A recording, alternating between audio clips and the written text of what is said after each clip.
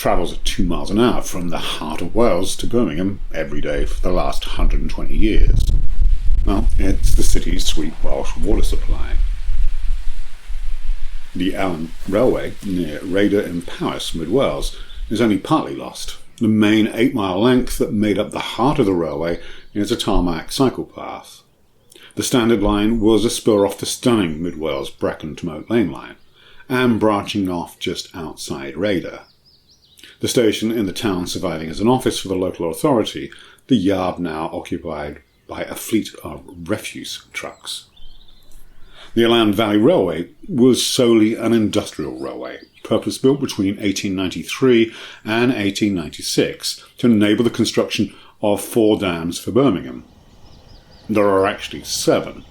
That includes a temporary dam to supply water during construction that's in a destroyed state, an unfinished hidden dam, there's a submerged dam, and there's a later dam built half a century later.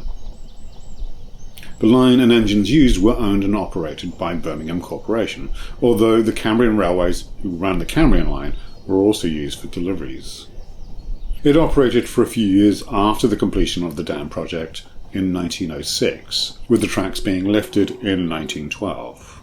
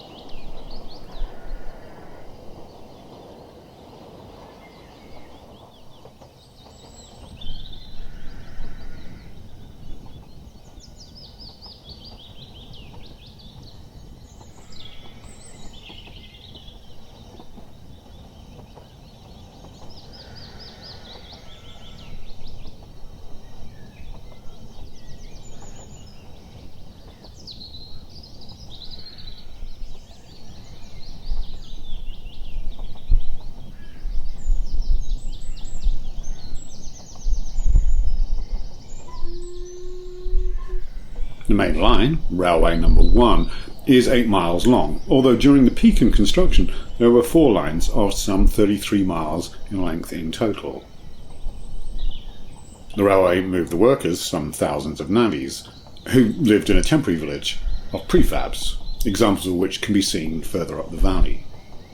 There was a school for under 11s, after which they would join their parents in work, a hospital for casualties that were inevitable in such a venture, a bathhouse where men could visit 3 times a week, women just the once, and a pub, although guards were employed to crack down on illicit alcohol.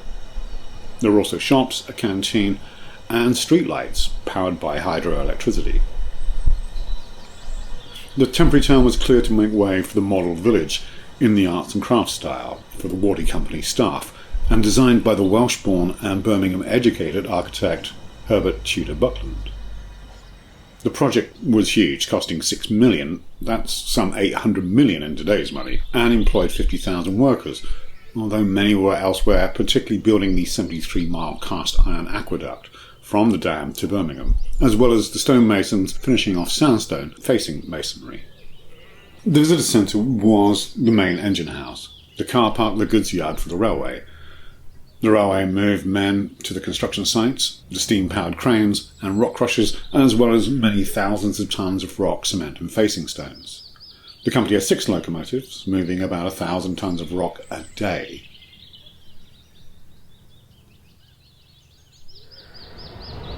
The first dam is Cabanca. Its location is on a particular geology, quite different to the surrounding rock. Up close, the rock is a conglomerate. That is, it looks like concrete.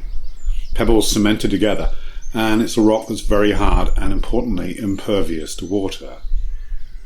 Like the surrounding hills, the geology is late Ordovician, early Silurian mudstone, from about 445 million to 433 million years ago, when this part of Wales was part of a little island continent named Avalonia, heading north towards the equator to eventually crash into Laurentia and join up with Scotland. Nothing special about mudstones, but these were submerged at the edge of Avalonia, and underwater landslides sorted the pebbles into graded beds, and then later with a collision into Scotland, were squeezed dry and cemented together. There is a band of this rock that stretches from one side of the valley to the other, making it an ideal base to build a dam on, as well as being a source of building material. The quarry at the dam provided crush rock, suitable for the concrete core, as well as roughly hewn blocks for the infill, some weighing as much as 10 tons, lowered into place with steam-powered cranes, although some large blocks were shaped to provide decorative capping stones. Like all mega projects, it faced cost overruns. Whilst Caban conglomerate was suitable for the concrete core, the facing stones, a hard sandstone, had to be imported from Pontypridd in Glamorgan. The David Davis Cambrian line, running south to Merthyr Tydfil, where it joined the Valleys Railway, was able to bring up the masonry. Cement came from Kent, shipped to Aberystwyth, and brought by train through mid-Wales by the surviving Cambrian branch that runs from Aberystwyth to Shrewsbury, and then detouring south at Moat Lane between Newtown and Llanidloes. Industrial railways were far more common when rail was the most effective means to move workers and material. Vyrnwy Dam, built a few years earlier for Liverpool, had its own railway, although this was far more modest at just 2 kilometres, given suitable construction stone was available on site. At 33 miles, Elan Railway must rank as one of the largest temporary industrial railways of the age. A short detour takes us along the eastern edge of the reservoir to the southern dam, the Nantagro. This was first built to provide water and hydropower for the workers' town, which had the luxury of street lighting. In 1942, Barnes-Wallis got approval to blow up the dam to test his theory that an underwater explosion could set up enough hydrostatic pressure to destroy the dam, and then go on and develop his bouncing depth charge. As you can see, the experiment on this 1/5 scale of the Mona Dam, using 280 pounds of explosives, was successful. The bouncing bomb was 9,000 pounds in weight.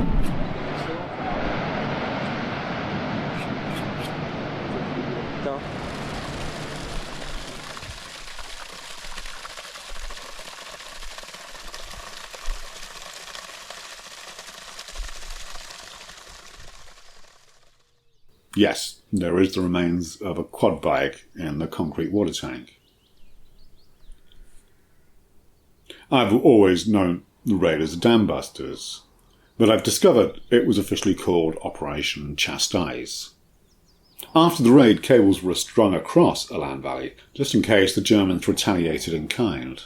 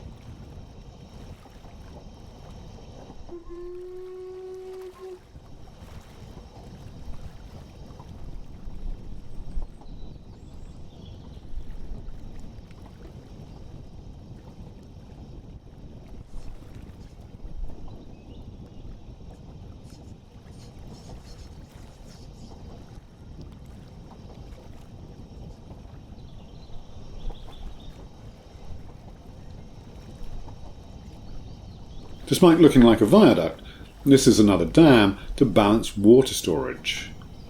Caragdu, water is extracted at this tower, especially during periods of drought, and it is exposed during drought.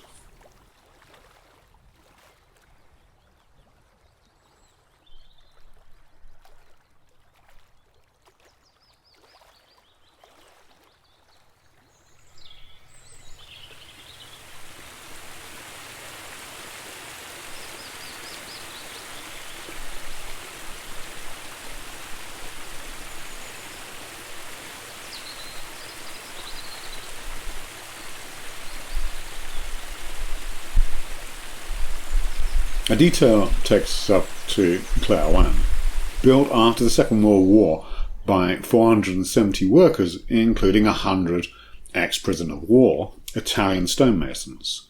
British stonemasons were busy making repairs in London. Construction in 1939 was delayed because of the war.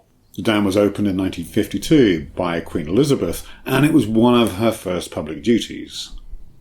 The dam is similar in construction to the others, a concrete core faced in sandstone, although all the materials were brought up by road. The reservoirs were built in a period of huge change. Birmingham had grown significantly in the latter part of the 19th century, and it was subject to the extremes in poverty with slums and major epidemics of cholera and typhoid. It was only towards the end of the Victorian period and the early 20th century that the slums were cleared and everyone had access to clean water and sewers. Elan Valley was chosen for topography. Several hundred people were displaced by compulsory purchase of thousands of acres, and it also included Shelley the poet's favourite countryside retreat. The geology obviously helped, and the fact that the water could be supplied purely by gravity. Elan Valley also has an insane amount of rainfall. It's nearly 2 metres of rain per year. Birmingham, by contrast, gets only about 600 millimetres.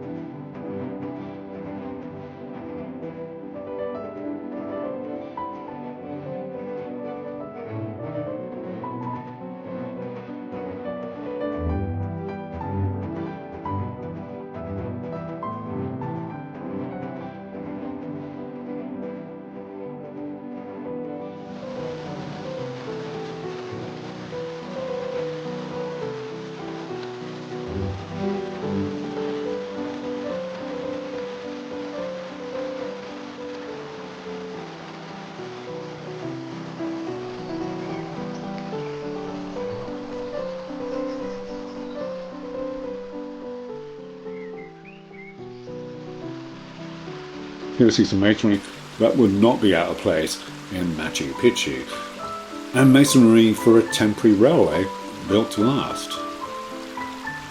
Penigaric is the third dam.